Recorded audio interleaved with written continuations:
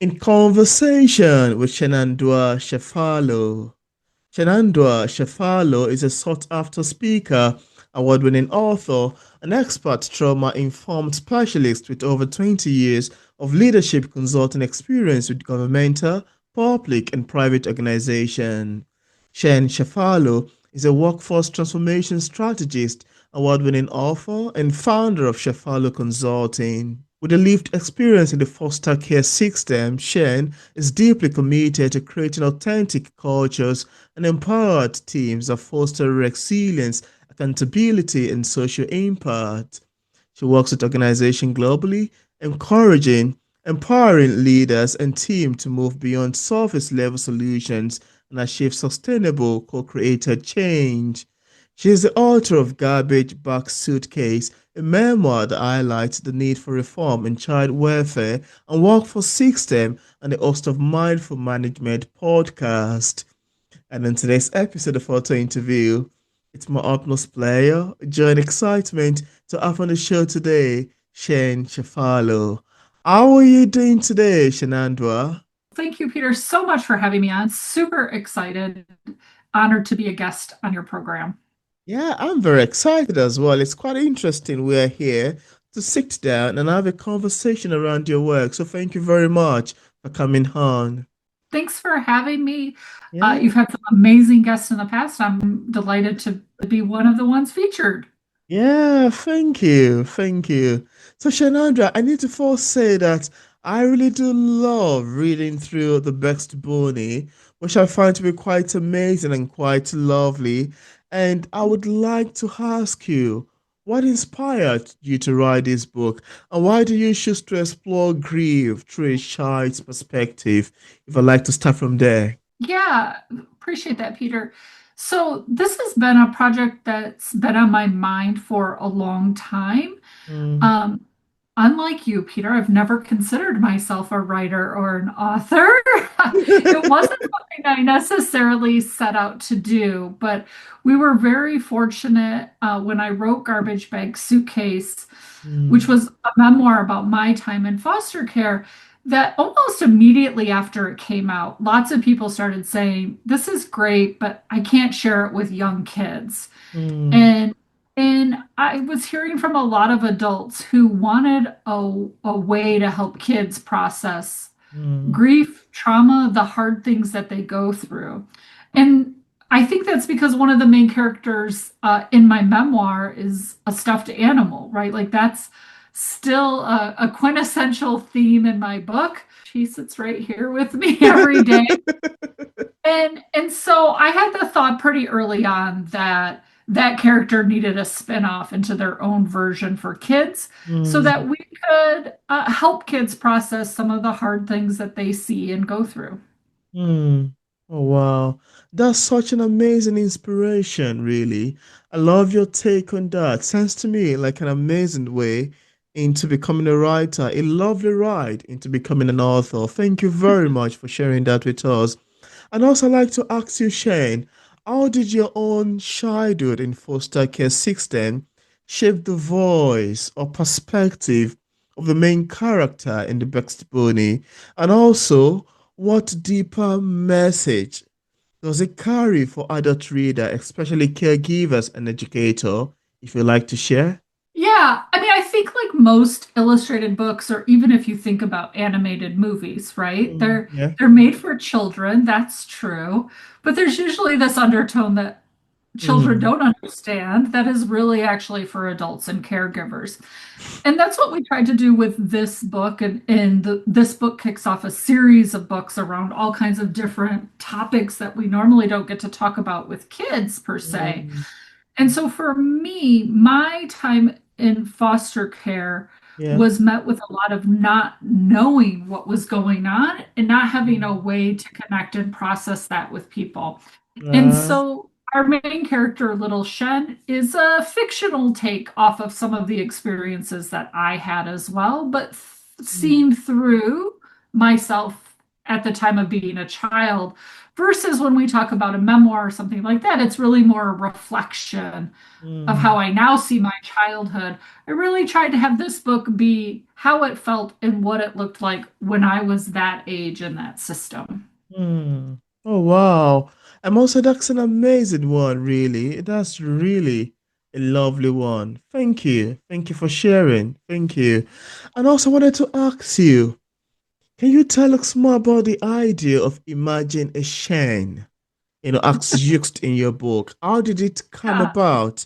And also, was Yeah. Little Shen based on someone in real life, or is she purely fictional?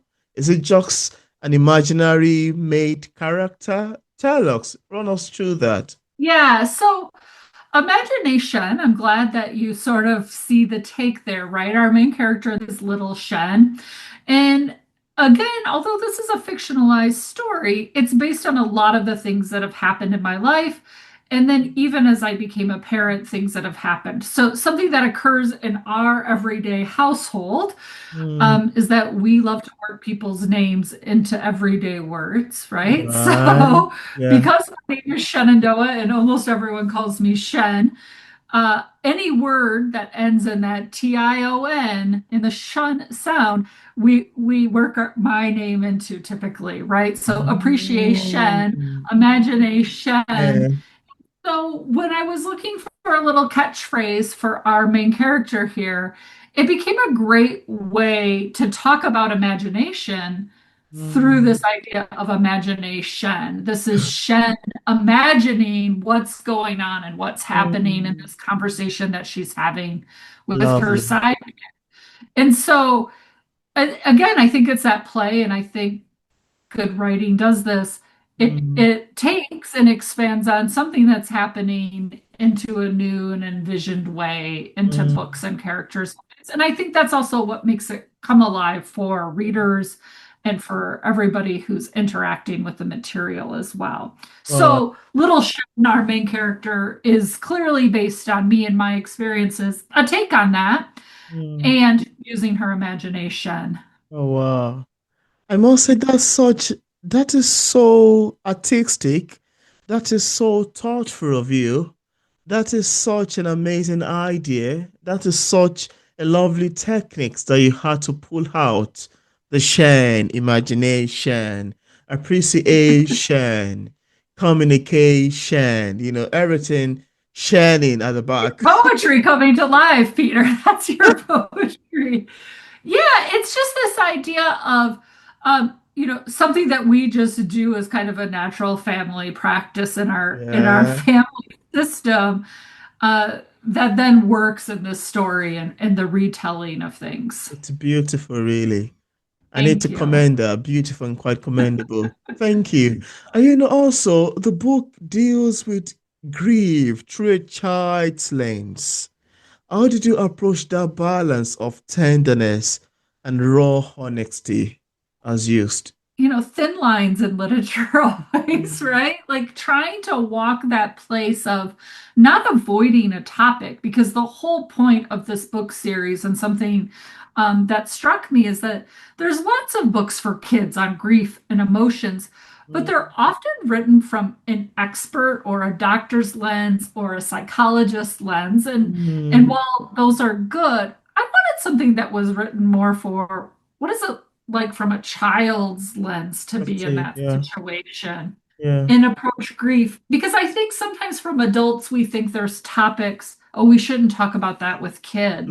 You're Um, right. but, Mm, but whether we like it or not, kids are often in situations thinking about and dealing with topics that kids shouldn't necessarily be, but they are. And so mm, I wanted kids to not feel alone in that or feel isolated because when it feels like, oh, we can't talk about this thing, you begin to feel alone in that.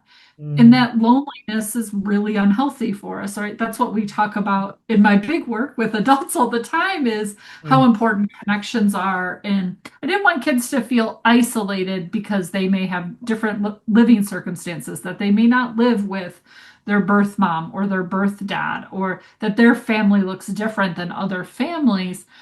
And so just thinking about tackling those topics that are hard, but from a kid's point of view of like they still have to live in those situations even though they're hard situations.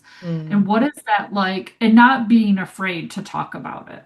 That's an amazing concept. And sometimes I actually do think it's very important because if you think that, they are kids, they don't understand grief, they don't understand this, they actually do understand grief. Like, Yes, oh, grandmother, what's happening? Why everybody crying? I think grandmother is dead. And you don't want to tell her that, oh, grandmother is dead. You have to, oh no, go inside the room, go and play with your toys. They can tell that somebody is not yes, around. They can feel yeah. it. It's just that they don't really know how to express it, but they know that something has happened. Something is different, right? Something Something is isn't wrong the same somewhere. as it was. Something is wrong. Something is not Mm, right. And I think as adults, we try to sidestep that instead of just talking about it. And I wanted this mm, book from an adult perspective to be a way to talk about it, right? mm, Maybe it's difficult for you to say, hey, let's sit down and have this conversation with a young child. And the mm, book kind of gives us an opening to say, hey, have you ever felt the way that little Shen felt, right? Have you ever mm. been in that situation and what have you done? Because I think it's the avoidance that, right? If we Yeah, think back to our childhoods, the yeah. things that we're holding on that are still painful from childhood are oftentimes the thing nobody else has recognized or has seen as painful for Mm, us. And so the more that we can talk about those things, I think the healthier we become as we grow up, we come absolutely. into our adult bodies and we start talking about mental health and the long-term Absolutely. effects of those things that happen to us in our childhood. So Mm, hopefully the book is an easier way for people who maybe feel uncomfortable mm, talking about these things with kids. And that's our hope, not only with this book, but for the series as we tackle more complicated subjects, right? mm, Is how do you grieve and that it's okay to grieve, that it's okay okay. to be sad, that it's okay to Mm, not feel great. mm, And that it doesn't mean something's wrong with you just because mm. you're not happy. Oh, wow, that's an amazing one, really. Learning how to talk about the things we often sweep under the carpet, the things Yes. we often want to cover up and not, talk. That's such an amazing concept, an amazing theme to want to explore. I haven't really read much children's book that are particularly in this genre, dealing with this subject line. So this is really uncommon and very impressive and well Oh, thank commendable, you so much. really. Appreciate that. And it's we also didn't want the book just to be sad, right? Like it's the expression of that grief, Yeah. but for kids oftentimes they don't have the same attachments that maybe we do. They can talk Mm, about it and then let it go and then maybe they want to talk about it again in a few weeks, yeah. but keeping it light, and I think that's why the characters, Bunny Best in this book, and then the characters that Yeah. come in the forthcoming books Yeah. are so critical because who we have as adult help and who we rely on, maybe that's your partner or, Mm, friends or whoever that happens to be. yeah. Sometimes for kids, it's hard to rely on adults, and you might Mm, rely on your imaginary friends or your yeah. stuffed animals or your schoolmates. So Mm. all of those pieces, I think, become important when we talk about these difficult This topics. is very interesting and quite lovely. Thank you. Thank you very much.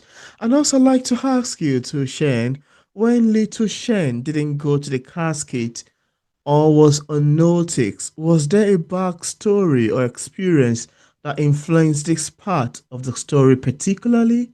I'm just curious. Yeah, it's again drawing from my personal experience, but I think that's one of the fun pieces and will just show is that sometimes when you're sad, Look at that. it's okay to just be sad. And we can still do our daily activities. We can What? carry that with us. And then with time, right? By having somebody who has us, then then it might get better. It doesn't have to be great. It can just be okay. Mm, And I think that was one of the things for me that was missing, that is missing from a lot of children's material, is that Mm. everything doesn't have to have the happily ever after ending. Yeah. It Yeah. can just have a I'm okay ending, right? Like Yeah. I'm not, it doesn't have to be, I got this great bunny rabbit and now my life is all better and all my Fix up. problems are solved. It's just, I got this bunny rabbit and I'm not alone. Mm. And things are hard, but they're easier with this friend. Mm. And I think that's a critical piece, not just for kids, but for adults, because it's not Absolutely. always sunshine and rainbows for everybody. Oh, wow. That's a lovely statement. That is really a deep one. Thank you. Thank you for sharing. And I wanted to ask you now, Shane, because I found this to be quite interesting, really. How important was it for you to include an imaginary friend like Bonnie Best? And what role does Muri play in the emotional arc of the story? Yeah. I mean, it was critical for me. I mean, Bunny Best is a critical component for me because that truly is what helped me survive my childhood. Mm, Was in my adult memoir, Bunny Best's character is actually called Love Bunny, and mm, it was through my pretend conversations with Love Bunny that I solved all of my life's wow, problems, right? wow. And it was the advice that my stuffed animal gave me. But Mm, I think a lot of us have those attachments to things from childhood that aren't necessarily people, right? Blankets, toys, something. I mean, if you ask almost every adult, yeah. what was the greatest thing for your childhood? It's Mm, usually a stuffed animal, a blanket. It's not actually a person that they yeah. were attached to. And Mm, so I wanted to make space for that and mm, that connection, that relationship is also really important for most of us, that it's not always our relationship with other actual human beings. right. Those are important, but that we sometimes have these relationships with inanimate objects or maybe a real life pet or something else that isn't human in nature Mm, that get us through really tough, hard times. And right. so that's a peak. And that's why Muriel's character, I think, in the arc becomes important because although she's this like supposed to be this solid, stable adult, Mm, for kids, it's not always the adult that's holding them together, oh, right? wow. From an adult perspective, it may seem that way, but from a kid perspective, the thing that might really matter is a stuffed animal or a Mm, blanket or a toy or some other object versus the way that the adults see it is like, hey, mm, we put this caseworker in your life or this social worker in your life. mm, Kids may not feel connected to that person in the same way adults think they should. mm. Oh, wow. That is such a lovely and amazing answer to that. Thank you so much for sharing. Thank you. I wanted to ask you, what's your vision for the best Bonnie in the world? Where do you hope it lands, and what ripples do you want it to create, especially in the art of people who read it? For me, right, the idea is to get it into the hands of children who need it the most. And so in my ideal world, if I was the world's richest person, Peter, it would be ensuring that kids across the world have access to books and literature that resonates with them of all kinds, right? Mm, So, I mean, I think every author would probably say the same thing. Of course, we want everybody to have our book in their hands. right. But I think there is also this place that this book gets to go, which is the ability to tackle topics that we've normally been afraid to tackle. And so, of course, I Absolutely. hope that we can do that through books. And what if here's us really dreaming and using our imagination, Peter. Mm, What if we could do it through an animated YouTube series for kids, so mm. kids around the world um, could watch the characters come to life and Oh, having some wow. of the same experiences that they're having? Mm. Oh, wow, I must say this is really exciting, very wholesome, and quite powerful, really. You've got an impressive, important message in your book. As little as Thank it you. is, it's quite concise, quite succinct, quite powerful, and very impactful. So thank you very much. for writing an impressive book as this. I just appreciate it. Appreciate that you took the time to read the book and to spend time with us so we could talk about the adventures of Bunny Best and Little Shen. Thank you for that. Thank you. And I'd just like to ask you before we call it a day today, what advice would you give parents or teachers using this book to support children dealing with loss? And what are some of the biggest misunderstandings that you think adults have when helping kids navigate through grief? I hope that the book gives them an end to talk about it, right? So for Yeah. me, the one thing is let's stop brushing it under the rug, as you said. Let's sort of head on, be able to use this book to ask kids more questions. I think Mm. as adults, we can get more curious with kids. You know, if Yeah, you have preschoolers or early absolutely. elementary kids in your life, parents say, oh, they ask so many questions. And I They think that's are a wonderful stage. very I wish adults inquisitive. would ask kids those many questions, right? Of like, what did you hear when you watched that or when you read that? Or, how did that make you feel? I Mm, think it gives us the ability to get more curious with kids so that we can understand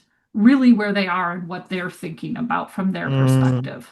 Wow, I love that answer. It is so well crafted together.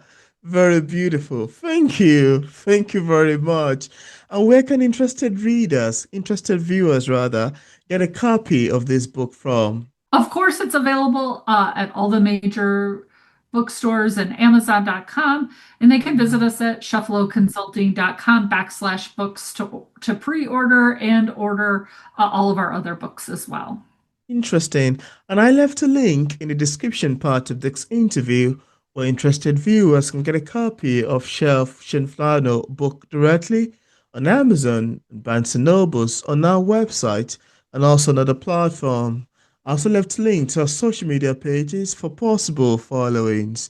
So thank you so much, Shannandoa, for accepting the invitation to sit down and come up to discuss your well-written The Best Bunny.